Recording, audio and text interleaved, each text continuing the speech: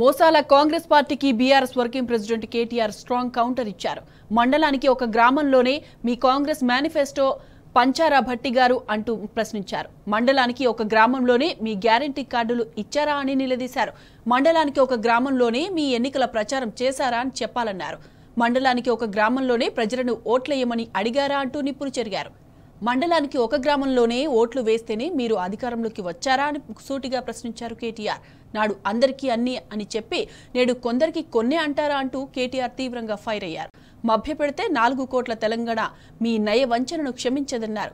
ఎన్నికలప్పుడు రాష్ట్రంలోని ప్రతి మండలం, ప్రతి గ్రామం, ప్రతి ఇంట మీ అబద్ధపు హామీలను ఊదరగొట్టి 1 ఇయర్ తర్వాత 1 విలేజ్ అనడం ప్రజలకు వెన్నుపోటు పొడవడమేనని ధ్వజమెత్తారు. ప్రతిపక్షంగా ఇంకో 4 ఏళ్లు ఓపిక పట్టడానికి తాము సిద్ధమే కానీ ఏరు దాటాక తెప్ప తగిలేసే మీ ఏడాది దగా పాలన చూసిన తర్వాత ఆగడానికి ప్రజలు మాత్రం సిద్ధంగా లేరని స్పష్టం చేశారు. గుర్తుపెట్టుకోండి, పథకాలు రాని గ్రామాల్లో రేపటి నుంచి ప్రజా రణరంగమేనని హెచ్చరించారు కేటీఆర్.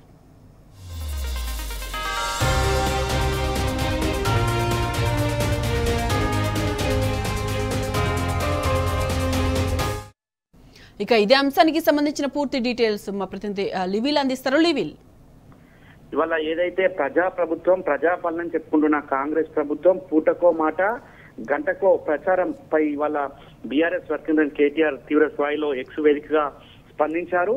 బట్టి నిన్న ఏదైతే మాట్లాడుతూ ఆ మండలానికి ఒక గ్రామానికి లబ్ధిదారులకు సంబంధించి ఏదైతే సంక్షేమ కార్యక్రమాలు అమలు చేస్తామని నిన్న చెప్పిన మాటలను ఉద్దేశించి తీవ్ర స్థాయిలో ప్రభుత్వంపై మండిపడ్డారు. మండలానికి ఒక గ్రామంలో మీ కాంగ్రెస్ మేనిఫెస్టో పంచారా, లేక మండలానికి ఒక గ్రామంలోనే మీ గ్యారంటీ కార్డులు ఇచ్చారా అని చెప్పేసి కూడా నిలదీశారు.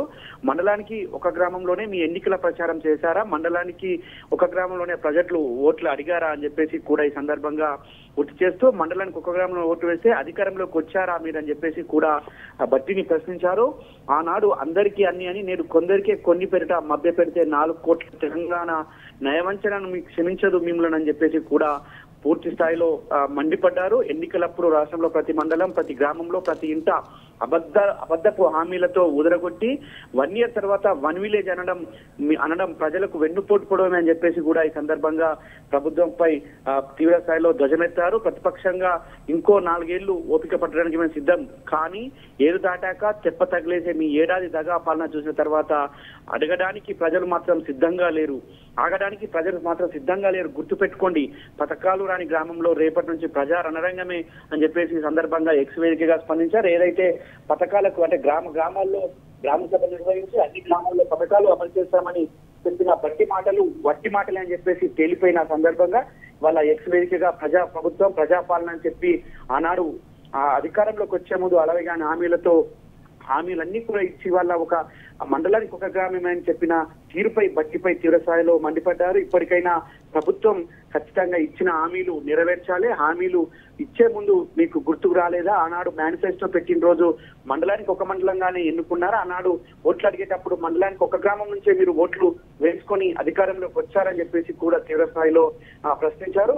ఇప్పటికైనా ప్రభుత్వం మీరు ఇచ్చిన హామీలు అమలు చేయకపోతే ఖచ్చితంగా గ్రామాల్లో రణరంగమే అని చెప్పేసి కూడా ఎక్స్ వేదికగా స్పందించారు. ప్రభుత్వం ఇప్పటికైనా ఇచ్చిన హామీలు అమలు కోసం ఖచ్చితంగా కృషి చేయాలి. మేము ఖచ్చితంగా ప్రతిపక్షంగా ఇంకో 4 ఏళ్లు ఉంటామేమో కానీ ప్రజలు మాత్రం ఇప్పటికే సిద్ధంగా లేరు. వారంతా కూడా మిమ్మల్ని అడిగేందుకు ఇవాళ రణరంగం చేసేందుకు కూడా ప్రతి గ్రామంలోని ఉన్న లబ్ధాలంతా కూడా మీ వైపు చూస్తున్నారు. మిమ్మల్ని నిలదీసేందుకు కూడా వారంతా కూడా వెనుకాడని చెప్పేసి కూడా ఈ సందర్భంగా ఎక్స్ వేదికగా స్పందించారు. ఏదైతే మొన్నటి వరకు కూడా గ్రామ సభలు పెట్టి గ్రామాల్లో ఒక భయానకరమైన పరిస్థితిని తీసుకొచ్చి ఇవాళ గ్రామ సభలన్నీ కూడా ఉత్త సభలే అని తేల్చి ఇవాళ మరొక్కసారి మోసం చేసింది, కుట్ర చేసింది.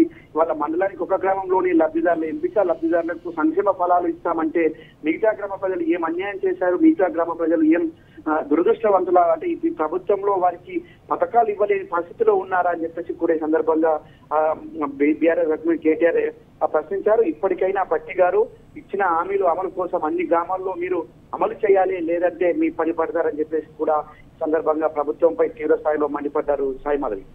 రైట్ లివిల్, థ్యాంక్స్ ఫర్ ద అప్డేట్స్.